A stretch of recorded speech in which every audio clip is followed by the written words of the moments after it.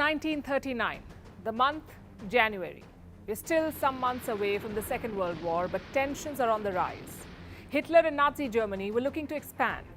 They set their eyes on Poland. Amid all this, Hitler decided to address his parliament, the Reichstag. His propaganda minister helped write his speech, the notorious Joseph Goebbels. And this is what he said. Wenn es dem internationalen Finanzjudentum in und außerhalb Europas gelingen sollte, die Völker noch einmal in einen Weltkrieg zu stürzen, dann wird das Ergebnis nicht die Bolschewisierung der Erde und damit der Sieg des Judentums sein, sondern die Vernichtung der jüdischen Rasse in Europa. Hitler warned of annihilating European Jews, and he very nearly did that. The Nazis killed 6 million Jews in the Holocaust. Yet, Hitler did not start this hatred. Hatred for Jews is often called the most ancient hatred, the oldest form of discrimination. Today we call it anti-Semitism. In each period of history, it took different forms, Hitler being the most hateful one. He converted anti-Semitism into genocide, which makes you wonder, how did it all begin? Why have Jews been historically targeted? And why does it prevail today? Time for a flashback.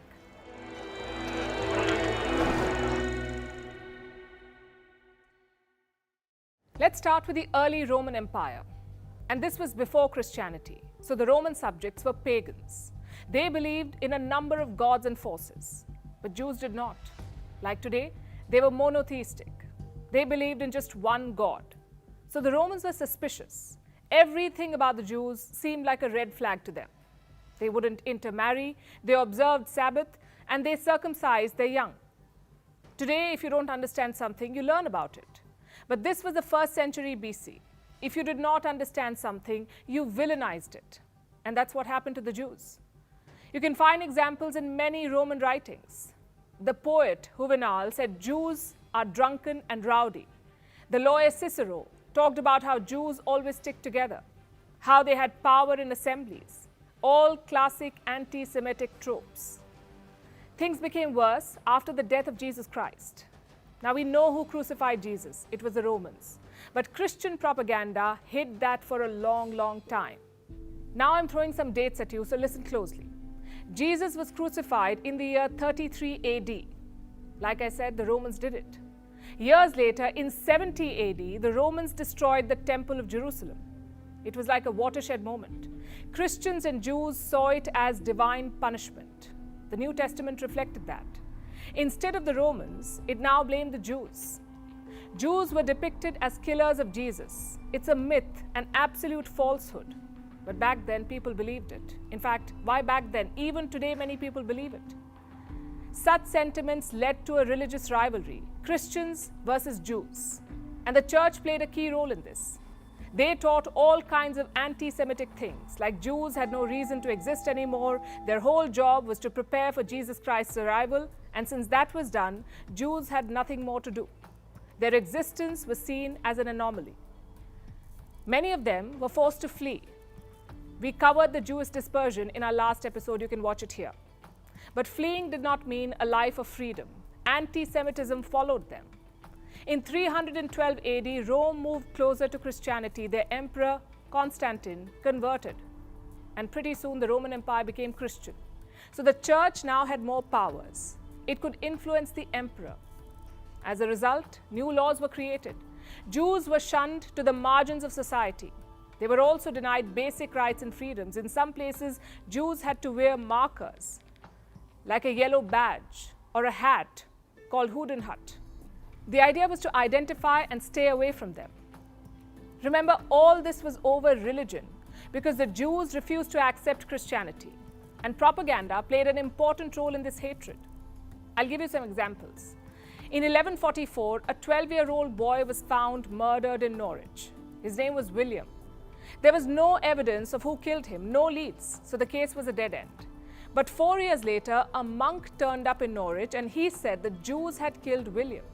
And that allegation was like a spark. Pretty soon, everyone pointed fingers at Jews. They were accused of blood libel, of killing Christian boys and using their blood for rituals. Today we call all of this fake news. Another example is from the Black Death, the plague in the 14th century. Christians said it was the work of the devil. What's more, the devil had a partner. No prizes for guessing. The Jews. They were accused of poisoning the wells in Europe. And none of this is backed by proof. But enough people said it, so it became a fact, much like propaganda today. In most of these cases, there was a logical explanation. The whole thing about Jewish money lenders. They were shown as evil and cunning, as hoarding more and more wealth. Even writers of this time fell for this trope, like William Shakespeare. You may have heard of his play, The Merchant of Venice. It has a Jewish lender. His name is Shylock. Shylock lends money to the Christian protagonist. He gives it on one condition. If the money is not repaid, Shylock will take a pound of his flesh. And guess how the play ends? In Shylock's defeat, he ends up converting to Christianity. But have you wondered why Jews ended up as money lenders in the first place? Because Christians refused to do it. In early Christianity, lending for interest was forbidden.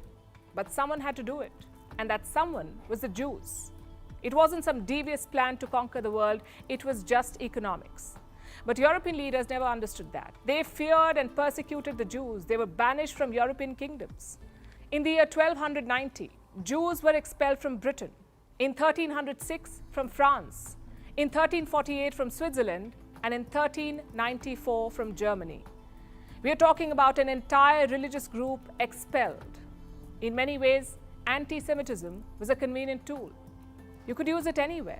Children going missing, blame the Jews. Christians not getting rich, blame the Jews. A deadly plague wiping out your population, again blame the Jews. So anti-Semitism became the answer to Europe's problems, an easy and hateful answer. Things improved slightly in the 1700s. This was the age of enlightenment, also the time of the French Revolution, so freedom and science were the catchphrases. Thus, Jews were emancipated. They became citizens for the first time. Yet, anti-Semitism persisted. Citizenship did not guarantee equal rights for Jews. In many places, they were second-class citizens.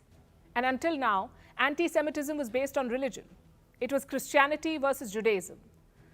But in 1859, that changed. Charles Darwin published his book on evolution. It talked about survival of the fittest. Now, Darwin's theory was about organisms. Some beat their surroundings to reproduce. Others perished. That's what he said. But some thinkers applied Darwin's theory to race. They said some races are superior. Others, like the Jews, are not. They were not fit to survive. It was around this time that the word anti-Semitism emerged. Until then, Jewish hatred had no single term. It was first used by a German journalist, Wilhelm Marr. He represented a new sort of Jewish hatred. It wasn't just about killing Christ or kidnapping Christian children. His hatred was rooted in race.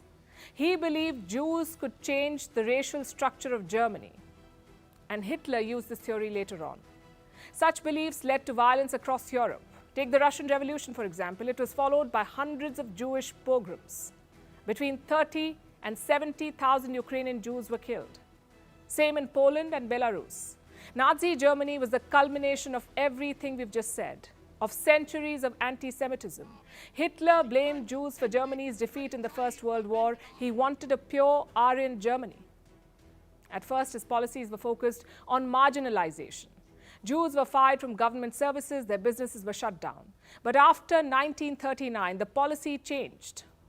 It wasn't marginalization anymore, it was extermination. What Hitler called the final solution to the Jewish problem. Millions of Jews were packed off to killing centers. 6 million were murdered. It's one of the darkest chapters in human history. Have things improved since then? Well, the church has tried to make amends. It exonerated Jews for the murder of Jesus Christ. Pope John Paul II played a key role in this outreach. He visited a synagogue in 1986. He also established the Vatican's relationship with Israel. Later, the Pope visited Israel's Holocaust Museum. He said anti-Semitism is anti-Christian, yet it thrives. In 2017, neo-Nazis marched through the US town of Charlottesville. They carried Nazi flags. Their chant was this: Jews will not replace us. Anti-Semitism has become a rallying call for Western far-right leaders. It increases whenever Israel is at war. Now, just to be clear, criticizing Israel is not automatically anti-Semitic. But if that criticism is based on race or religion, it can be. Looking back, what Europe did to Jews was unforgivable, but it's also a lesson. Everything alien to us is not wrong. Everything we cannot comprehend is not wrong. It's just different. And that is the beauty of life and humanity. The world should try to understand and value such differences, not stigmatize them. That's the best tribute we can give as humans to those millions of Jews, to make sure that no one goes through that pain again.